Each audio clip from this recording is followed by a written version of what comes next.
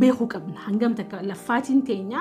isin bira akka geessi arkuu waan barbaanuuf koomentii teessan nu barbaachisu koomentii irratti katabaa akka gaati waan irraa barattan no sammuu santu si kuffisa amma sammuun biizinasa keessatti akka nuti hin guddanne nu godhu sammuulee tana expectii nuti wanni nuti goonu maali biizinasa kudhawaa kana rabbi maqaa rabbiitiin hin kadhaa tokko isaa kaapitaala harkaa qabaadeen jalqabne warroota buna gurguranii miiliyoonara ta'an akka jedhanii beeytanii ani nin dinqisiifadha baay'ee warroota buna gurguranii miiliyoonara ta'an nin beeka waan ta'eef arrastee binee dhufni mata duree biraati. Mata dureen teenya taarraa xiqqashoo seensitiiviidha akka gaariitti gaafi qopheessaadha. Shaayii fi buna bira kaayaati guri fi xiqqashoo isin mufachiise shaayii fi buna dhugaadha. Na waliin tura. So arraanti mata dureen teenya of course irra hedduun keenya itti yaadaa jirasi nama hedduu gaafataa jirasi maali? Biizinasa mataa kiyyaatiin jalqabuu barbaada. Okay? Biizinasa mataa keetii jalqabuun haalan gaariidha. Biizinasa mataa kiyyaa jalqabuun barbaada garuu waan jedhutu dubara dhufa yeroo hedduu. Biizinasa mataa keetii jalqabuudhaaf wantoota si barbaachisanitu jira. Biizinasa jalqabuu jechuun akkuma namni tokko barnoota isaatiif itti qophaa'ee waan isarraa eegama guutee ulaagaa isarraa eegama guutee barnoota isaa itti fufee barnoota isaa saniin sadarkaa guddoo gahuudhaaf deemee karoorfatutti biizinasa tokko jalqabuufis yookaan madda galii haaraa tokko yookaan dalagaa haaraa takka jalqabuudhaaf waan si barbaachisaatu jira wanneen si barbaachisaa san guuttachuudhaaf yookaan guuttattee jirtaa dura. Wanneen si barbaachisan biizinasa tokko dalaguudhaaf dura wanni si barbaachisaa by the way akka ati yaaddutti biizinasa dalaguudhaaf maallaqa hangana nin qaba kaapitaala hangana nin qaba jettanii warroota na gaafataniitu jira. Dalagaa dalaguudhaaf wanni dura si barbaachisaa maallaqaan duratti yookaan kaapitaala ittiin jalqabduun duratti sammuun tantee biizinasa jalqabuudhaaf qophiidha. Maaliif biizinasa mataa kan keetii jalqabu jechuun hasilii mataasaa qaba rakkina mataasaa qaba bahaa bu'ii mataasaa qaba wanni ati barattee fi yookaan hangaarraa karaan ati irra deemaa turtee fi karaan biizinasa wal fakkaata jettee hin taasuman eegin. So psychologically spiritually ati akka gaariitiif qopheessitu sirraa barbaachisa. Maaliif karaan biizinasa fakkeenyaaf namni tokko yoonii fi dalagaa hanga ammaa dalagaa ture irratti ganama qaxaramaa ture fakkeenyaaf bakka dalagu sana irratti profeshinii isaa sadarkaa fedhe irra ta'uu mala achitti profeshinaala taatee dalagaa turte malee ogummaa mataa keetiitiin dalagaa san geggeessaa turte malee biizinasa kan kee hoogganaan turre biizinasa hoogganuudhaaf deemta taanaan piroojeektii mataa kan keetii jalqabuudhaaf deemta taanaan ulaagaa na barbaachisu maali jettee akka gaariitti teessee itti qophaa'utu si barbaachisa irra hedduun keenya osoo ni fittiin qophooni waan takka deemnee jalqabne namni waan godheef yookaan namni waan jalqabeef yookaan namni waan jalqabisiin je'eef malee riisarchii mataa kan keetii dalaydee biizinasa akkam yooniin dalageen ani eenyummaa kiyyaa wajjin yookaan ilaalcha nan qabu wajjin waan ani beeku wajjin naannoo kiyyaa wajjin maaltu deema jenneen jalqabnu guni fi kana biizinasa seennu irra hedduun namaa yookaan irra hedduun biizinasa feel kan godhu kan cufamu waggoota duraa keessatti waggoota lamaan duraa waggoota yoonii fi waggaa duraa akka dabre jechuun kana jechaa yoo daddabrellee waggaa lamaffaratti si qaba sadaffaratti si qaba so biizinasa jalqabuudhaaf dura dursoo 100% mentally qophii ta'uu qabda bakka feetee jiraadhu biizinasa jalqabuun sirratti dhoorkaa miti. Fiildii feetee keessa jiraadhu biizinasa jalqabuun sirratti dhoorkaa miti obboleessa kiyya obboleettiiti. Feetu biyya ormaa keessa jiraadhu feetu biyya feetee jiraadhu feetu onlaayinii jalqabii feetu offlaayinii jalqabii feetu haruma feeteenuu jalqabii biizinasa jalqabuudhaaf garuu gaafa lafa kaate ifqannii jalqabi. Maaliif wanni ati achitti baratte abbaa biizinasa ati oofaa jirtu santu biizinasa isaa kireet godhee si eegaa ture. Amma garuu biizinasa mataa keetii jalqabuu deemta. So siitu pilaana godhaa siitu hoogganaa siitu yeroo tantee maaneej godhaa siitu kaapitaala si barbaachisu barbaada wanni hundi sirra deebiti. Irra hedduun namaa wanni biizinasa hin feeneef maaliif yookaan itti gaafatamummaadha jedhee waan yaaduuf maal jedhaa lakki ani biizinasa jalqaburra amokee dalagaa qaxaramee dalaguu ganama sa'a lama fi walakka irra seenee sa'a 10 akka irratti bahuun am fine yoo jette no ani eenyummaan kiyya biizinasa dalaguu miti yookaan jettu taate waan qabdu sanii wajjin gaariitti akka gaariitti si madhuuti achuma irratti guddachuudhaaf yaali. No ani guddachuun barbaada ani akka gaariitti seeneetiin bishaan keessa seenee akka itti daakan baruu barbaada yookaan jettu taate psychologically, mentally, physically qopheessuu qabda. Waan isin ajaa'ibsiisan gaafan dura hojii qaxarriidhaa dhiisee hara hojii biizinasaa dhufee wanni dura qoreena dura tahee beekumsa dhaba qofaa miti ani itti qophii hin turre hin beeku waan irraa eegamaan beekuun ture. Waan takka hin beeku jechuun edaa biizinasni kiyya dura taa'eetiin kana godhuun qaba kana godhuun qaba kana godhuun qaba jedhee karoorfachuu na barbaachisa waan karoorfachuu hin beeku. Ani taa'ee sa'aan kenneet fi sa'aan hin kennin sa'aatan kastamarri na barbaadaa fi sa'aatan kastamarri kiyya nan barbaanne hin beeku. So sun maal na godhani beeytani waggaa 3 irraa nyaati wallaalle. So you have to be ready business and dalaguu deema jettoo yaadde sadarkaa feeteratu business dalaguudhaaf qophaa'e. Yeroo ammaa kana keessatti namni online dalagaa jalqabaa jira offline dalagaa jalqabaa jira kubbaaniyaan xixiqqoon karaa kubbaaniyaa gurguddoodhaa dhufaa jirti. Namoonni duraan adda adda faffaca'ee dalagaa ture amma karaa gamtaa dhufaa jirani karaa share company dhufaa jirani share company dhufuu kan kee qofti maallaqa hedduu baastee business jalqabuu kan kee qofti yookaan muuxannoo warra qaban fiddee business jalqabuu kan kee ati bakka guddoo akka ati geessu sin godhu dura dursa wanni ati ilaaluu qabdu maali ani rakkina na qunnamuuf gaaga'ama na qunnamuuf خسارة نكون نمتوف bahabu'ina qunnamtu fanitti qophiidha hi jeetiif gaafadhu maaliif biizinasni akka qaxarriitii miti totally jarri lamaan ganda jiran biyya jiran so if qopheessiti biizinasaaf lafa ka'e gaafa biizinasa jalqabdee kan dura dursa psychologically if qopheessitee haataa miti saniin boodan hayyee eenyu target groupin kiyya jee lafa ka'e target groupin kan kee fakkeenyaaf yoonii fi rakkina bal'aa furuudhaaf haate by the way target groupin kan kee bal'aadha so akkasumatti rakkinni kan keetillee kan wajjin dhufu bal'aadha akkuma sin jee ani gaafa dura jalqabee target groupin kiyya namoota muraasa waan ta'eef namoonni sun biizinasa ani yeroo san keessatti jalqabe san itti himuudhaaf yeroo dheertuu danarraa fudhata ture haalaan aarsaana kafalchiise kitaaba hedduu gara galgalchuu narraa barbaachisa ture koorsiilee adda addaa fudhachuu narraa barbaachisa ture warroota na dura muuxannoo qaban galgala ganama isaan bira deemee isaanirraa muuxannoo harkachuu narraa barbaachisa ture so guni fi kara biizinasaa dhuftu biizinasa jechuun kan dhuunfaa keetitti akkaatii faajee fi akkaatii aarsaa kafalteen maallaqa argatta qaxarrii jechuun garuu akkaatii faajee osoo hin ta'in already professional qabdu saniin bakki ati deemteetti qaxaramtu sun ani hanganan si kafala jedhee si shalegee si himaa yoo si ta'e ni qaxaramtaa yoo si hin taane ni dhiista already beekumsa qabduun seentee achitti qaxaramta garuu biizines warri ni gaafa seentee sammuu duraanii saniin seentee ifin cinqin ifin jeeqin ifin sakaalin irreeduun namaa kara biizinesaa ka dhufu mataadhaan hin dhufu qaaman dhufa malee mataan isaa isatti hidhaadha bakka qaxarri sanitti hidhaadha baraan achitti rakkinni narra hin geenye ture baraan achitti ganama sa'a lama walakkaa sanitti sa'a shan sa'a kudha takka baha yes of course san nama biraatu si hoogganaa jira bara hogganaadha qaba bakka itti qaxaramtee daleetu ammoo gun fi biizinesan jalqaba jettee maaliif biizinesni kan kee gullitiin taane maaliif biizinesni kan kee buna gurguruun taane maaliif biizinesni kan kee waan xixiqqoo namni yaadu hin taane it doesn't matter biizinesa taanaan waanni biizinesni barbaadu hundaa'u ulaagaa san guunnan warroota buna gurguranii miiliyoonara ta'an akka jedhanii beektan ani nin dinqisiifadha baay'ee warroota buna gurguranii miiliyoonara ta'an nin beeka waan ta'eef duraan biiroon tiyya karaa biyya keessa naannoo piyaasatti turte gurbaan tokko Ameerikaa irraa dhufeetiti mana bunaa xiqqaa tokko banee hogguun maali amma namichi sun buna gurgureetiin uummata sanii wajjin kompiit godha jedhee ifi amansiisee dhufe biyya alarraa maallaqaa fi waan beekumsa qabuu fi muuxannoo qabu fidate so dursa gaafa dura dhufe maal godhe biizinesa san akka gaariitti saayikooloojii isaa akka gaariitti qopheessee waan dhufeef yeroo duraa san kasaaraaf ramadee dhufe ammoo akkaataa uummanni biraatti dalaguuf hin dhufne akkaataa namni biraatti dalaguun alatti dalaguuf dhufe ani gunda mana sandaquun hin jaalladha maaliif akka duraa gunfi duraatti dheedhi bishaan sii qicanii sii kennan kaaffii biyya teenya keessa jirtu hunda isiidhaa irra deemeetiin beeka jechuun dalagaati waan biyya adda addaan oofteef jecha biyya teenya keessa bikkiin ani hin dhaqin hin jiru biyya sarviisni ati argattu garuu sarviisa si gammachiisu miti maallaqa kafaltee sarviisa argattu hin jiru so inni dura maal godhee sarviisa si kennu kana dura bilaashitti bishaan burcuqqoo qulqullutti si kenna bishaanii fi karameellaa takka jala si kaaya you have no idea psychology jechuun psychologically hangam takkani target group isaa akka murteessee ilaali san qofa miti namni waan connection isa cinquuf warroota ganama achi dhaqu ganama hedduu namni waan dalaguuf maal godhe internet free kenneef look amma maal godhaa jira psychologically maallaqa baasutu jira aarsaa kafaluutu jira then aarsaa san kafaleeti waan san argachuudhaaf deeme jechuudha irreedduun keenya dalaga barbaannaa garuu osoo ni fi hin baasin argachuu barbaanna wake up and smell the coffee namni tokko yoo ni fi jijjiirama kan barbaadu taate dura kafalteetitti sanii booda kafaltee argatta so osoo ni fi hin kafaltii hin barbaadin biizinesumti hundinuu hogguun fi itti lafa kaatu bajetni ati qabdu kasaaraadhaaf kasaaraa jechuun maallaqa qofaa miti yeroon tante kasaaraadha yoo ni fi kasaaraa jettee kan yaadu taate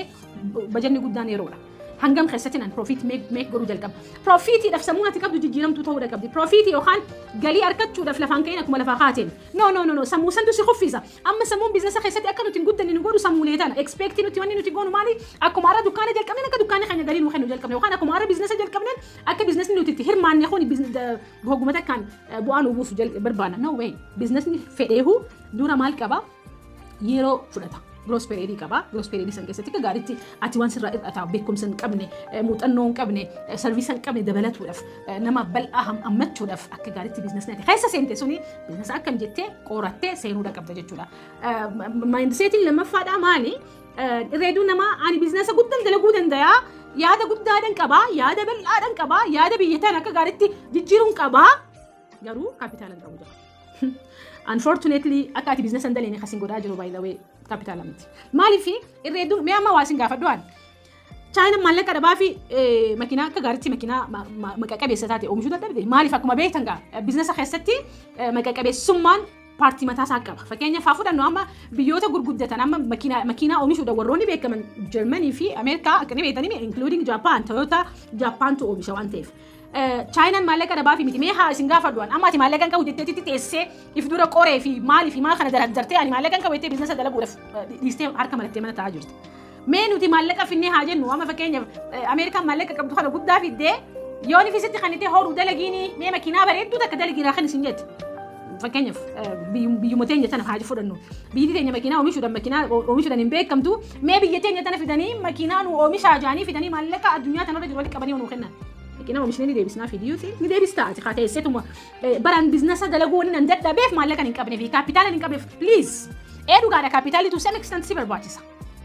Garuu kaapitaala dura mee muuxannoo Jaappaan qabdu makiinaa oomishuu irratti muuxannoo Jarman qabdu fi muuxannoo Ameerikaan qabdu ni qabna biyyoonni biraa ni qabanii.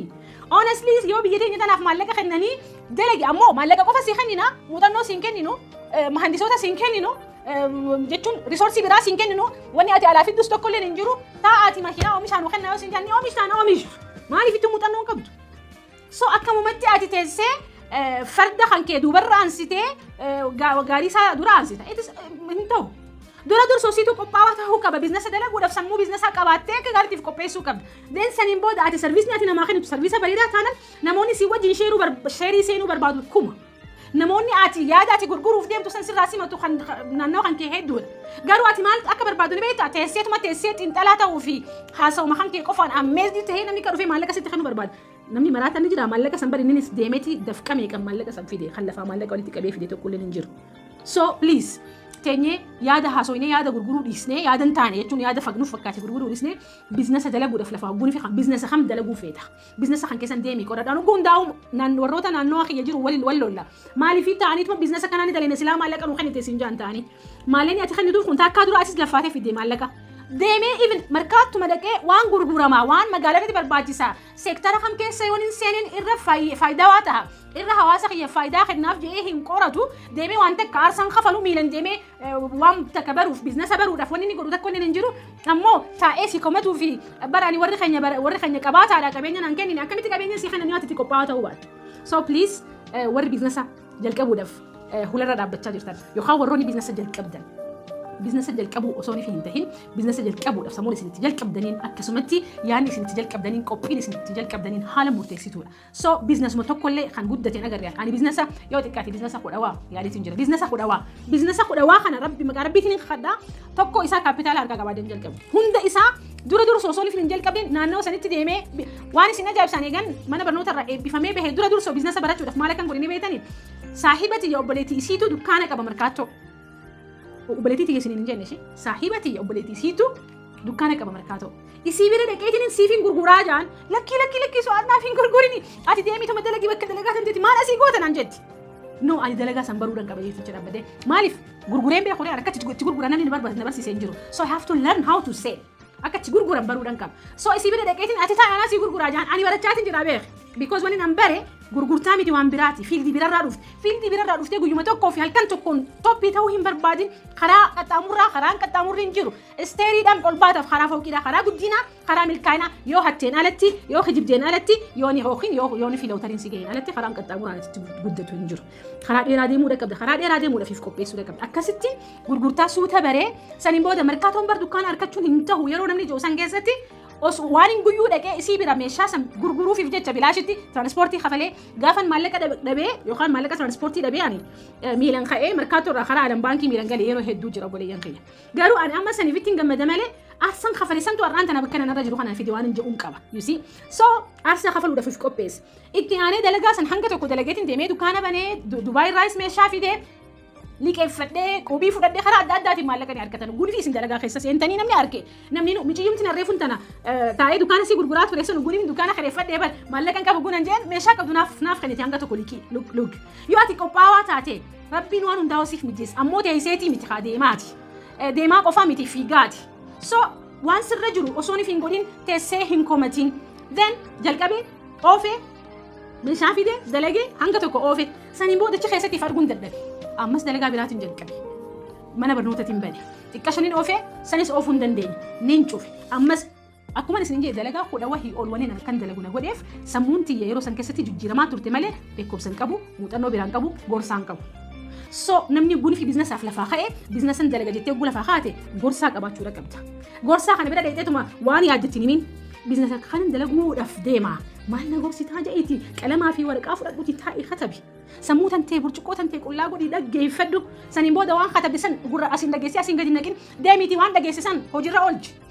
oolchi hanga inni si oofu laaliiti ammas bakka hudhaa sitti taatitti as deebi'i gorsaa kan keessan bira dhaqi gorsaa kan keessan caqasi irreedduun keenya wanni burjaajoonni wanni burjaaja'ee dalagaa hudha waa dalageef baay'ee nama nagorsuun if biraa hin qabne yeroo san keessatti isin garuu carra qabeetsiidha maaliif yeroo ammaa kana keessatti yuutiyuubiin leenjii harkachaa jirtan even zuumiin illee gorsa jalqabuuf deemna if qopheessaa soo karaa adda addaatiin namoonni adda addaa namoonni kaleessa kufaatii isaan kufan san awwanni isin wajjin taa'ee haasa'uuf kufaatiin an kaleessa kufe santu laalaa natti fide laalaa san obboleeyyan kiyya ijoolleen narra xixiqqoodha narraa barachuudha qabdi jeetiin taa'ee foddaa kanaan isin wajjin haasawaa jira. So maatii tiyya isin hundaa'u isin jaaladha isin kabajaa biizinasa dalaguudha irrattis haa ta'u piroojeektii haaraa jalqabu irrattis haa ta'u osoon fi waan takka hin jalqabne osoon fi chaaptara haaraa tokko hin jalqabne gorsaa qabaachuu dirqama. Yoo gorsaan qabaanne hin geessanii miti ni geessanii garuu yeroo gahuu qabdan san keessatti hin geessan. So efficiency ta'uu fi effective ta'uun tasuma waan ani guddadhee dhugaadha yes sadarkaa takka ol deemeetiin jira ammoo yeroon akkan wareegama kafalisaniin bakka hin barbaadu hin geenye kan duraa. Lamada gaafan dalagaa dalagu sani ganama sa'a 12 irratti mana baheetiniin galgala sa'a 3tti mana gala. So biizinasa dalaguu barbaadda Oromoo teenya waan jettee sanitti himu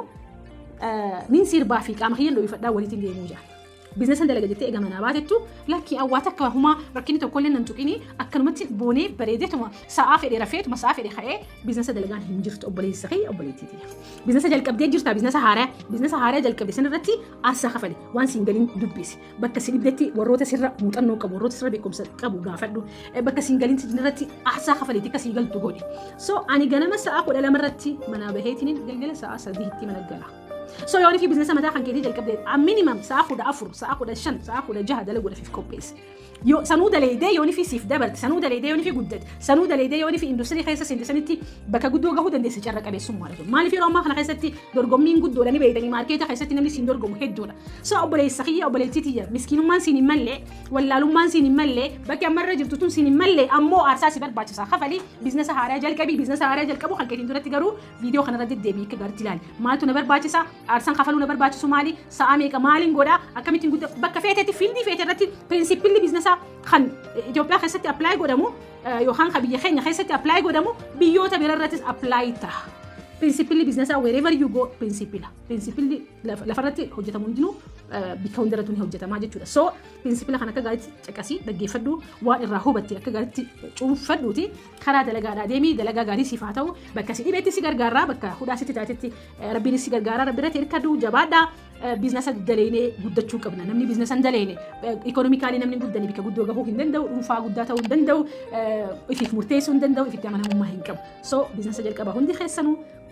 waan guddoo akka jalqabdanii fi akka akkasumatti milkooytan abdiin qabaa. Viidiyoon teenya taarraa asumarra dhaabbattii waan guddoo akka irraa argattan niin amana.